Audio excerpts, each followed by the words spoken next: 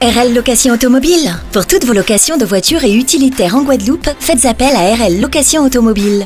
Avec RL Location Automobile, réservez en toute tranquillité 7 jours sur 7, 24 heures sur 24. RL Location vous propose une large gamme de voitures et d'utilitaires au meilleur prix sur le site internet www.rl-location.com. RL Location, c'est aussi l'assistance et la livraison. Pour tout renseignement, contactez-nous au 0590 10 66 87. RL Location Automobile, la location en toute simplicité. Martinique Actualité.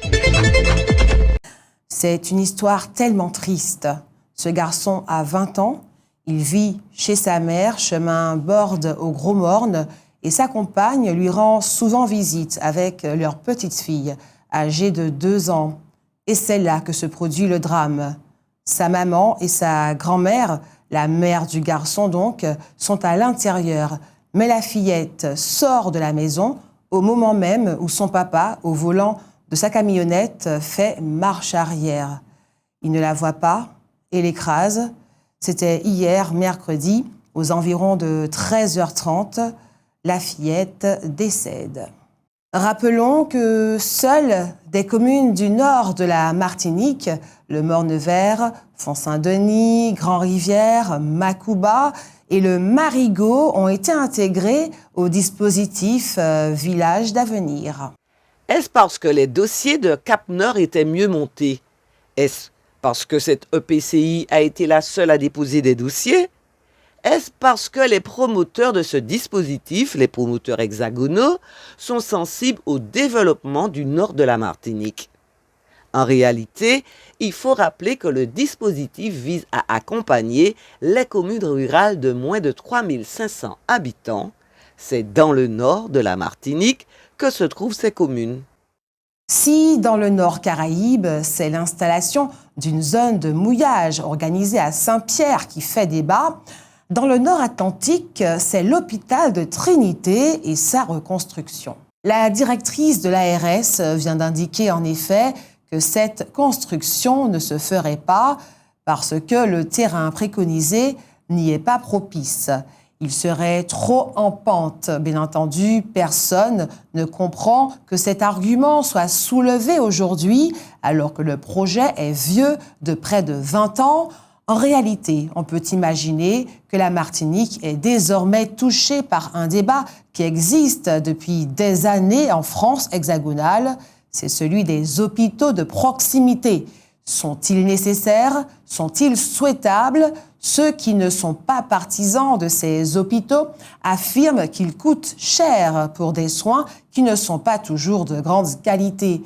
La base de leur argumentation est souvent celui-ci. Une équipe chirurgicale qui, dans un grand centre hospitalier, réalise fréquemment des opérations est forcément plus compétente qu'une équipe qui n'en réalise que de temps en temps dans un hôpital de proximité. Concernant l'hôpital de Trinité, on notera par ailleurs la détermination du personnel soignant qui souvent a fait le nécessaire pour résider à proximité de son lieu de travail et qui tient à ce que cet hôpital soit reconstruit pour disposer également d'un outil performant. Des élus nationaux martiniquais se proposent de porter très rapidement cette affaire de la construction d'un nouvel hôpital de Trinité à la connaissance de la ministre de la Santé. Il existe à Rivière-Pilote un quartier qui s'appelle La Baume et c'est là que vit Manini, une centenaire martiniquaise. Elle a exactement 101 ans, veuve depuis près de 20 ans. Cette ancienne couturière est mère de 7 enfants. Puisse-t-elle vivre encore longtemps et dépasser, pourquoi pas, d'improbables records de longévité? Et puis le samedi 30 décembre, ce sera les boucans de la baie à Fort-de-France avec son traditionnel feu d'artifice. Mais la fête commencera dès 16h avec la ribote culturelle et elle se terminera vers minuit. On notera que cette année, dès le vendredi, il sera possible d'effectuer des visites guidées de Fort-de-France, mais également de Schœlcher, qui cette année s'est associé au boucan de la baie. Pour vous renseigner, vous pouvez vous rapprocher de l'Office de tourisme Centre Martinique qui se trouve sur le bord de mer. À Saint-Pierre, tout le monde en est d'accord. Il faut préserver cette pêche traditionnelle qu'est la pêche de la Seine. Mais faut-il lui sacrifier à cette pêche, quand même très marginale, toute la baie de Saint-Pierre ?